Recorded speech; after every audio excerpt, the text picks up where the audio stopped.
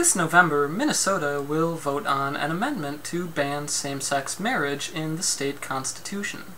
Reverend Mark Cuther of the Congregational United Church of Christ recently wrote an opinion piece for the Detroit Lakes Tribune, arguing that religious freedom requires legal recognition of gay marriage. Cuther says, "This amendment would tell clergy who they can and cannot marry in their congregations. Some churches and religious organizations want to recognize the relationships of committed gay and lesbian couples. Some don't. It should be their choice. However, this amendment does the opposite. It tells religious leaders they are not allowed to marry same-sex couples. Many faiths want to decide for themselves. This amendment represents a one-size-fits-all government mandate on our state's churches." It's easy to see why this argument is appealing. It takes the usual religious objections to legal gay marriage and turns them on their head. Instead of claiming that legalizing same-sex marriage would curtail religious freedom, it argues that a ban on same-sex marriage is the real infringement on religious freedom. And it also points out that religion is not a monolithic body that's uniformly opposed to gay marriage, as many religious opponents of gay marriage often like to pretend. But the religious freedom argument for marriage equality is just as flawed as the religious freedom argument against marriage equality, and for precisely the same reasons. Those who argue against gay marriage on the grounds of religious freedom make the mistake of conflating civil marriage law with religious marital practices.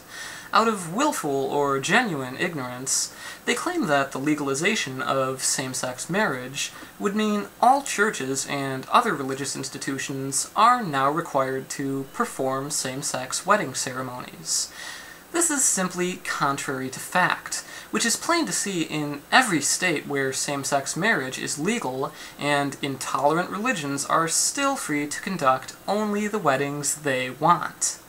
Just as with opposite-sex marriage, same-sex marriages under civil law are the kind you get at the city hall or another government office. Its legal aspects are a purely secular matter, and that legal recognition does not oblige any religion to celebrate these marriages. The recognition of opposite-sex marriages in civil law has never meant that a Catholic church is required to let just anyone get married in a cathedral, and same-sex marriage is no different. The people who make this argument don't seem to understand that you can't just go to any church, synagogue, mosque, or temple and demand to get married there. In other countries with official state churches whose doctrines are decided by legislators, those churches may be required to solemnize same-sex marriages. But in the United States, the government is entirely unable to tell a religion which marriages and relationships it can and cannot celebrate. For that reason, the claim that a ban on gay marriage tells religious leaders they are not allowed to marry same-sex couples is likewise false. Various religious bodies, including the United Church of Christ, already choose to recognize same-sex marriages and perform same-sex wedding ceremonies as part of their faith. And if they only wanted gay, queer, and otherwise extraordinary couples to get married at their churches, they would be fully within their rights, too. Because civil marriage and religious marriage are completely separate practices, a civil ban on same-sex marriage does not prevent them from doing this. Conversely, a certain religion's marital practices are not and should not be used to define the civil marriage laws which apply to everyone. The Catholic Church may choose to recognize as valid only those marriages which abide by their specific religious requirements, but that doesn't mean these are the only marriages that are recognized under civil law. No religion gets to dictate our nation's civil, secular laws, and they can't demand that everyone be forced to live under a particular religious doctrine that they may not even believe in. Even if no religion in history approved of same-sex marriages or wanted to perform them, this would be no argument against recognizing same-sex marriages under civil law. And just as we wouldn't let an anti-gay church define what marriage is for everyone, we also shouldn't let a pro-gay church define what marriage is for everyone. Respect for religious freedom does not demand that our civil law must ban all the marriages a religion bans and allow all the marriages a religion allows. The scope of religious freedom does not extend that far. There are certain faiths that approve of many different kinds of marriages which are not recognized under civil law.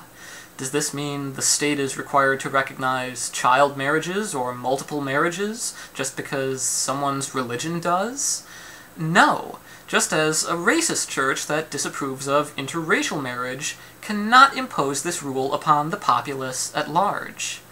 But all of these groups already have the freedom to practice their religious marriages in accordance with their beliefs.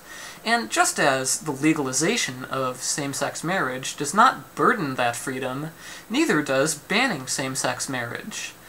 The claim that legal gay marriage limits religious freedom is a complete non-starter. But so is the idea that its absence poses a similar restriction. There are already plenty of excellent points in favor of same-sex marriage, and no good ones against it so far. We don't need to rely on arguments that proceed from the same faulty premises. So why pretend religious freedom has anything to do with it?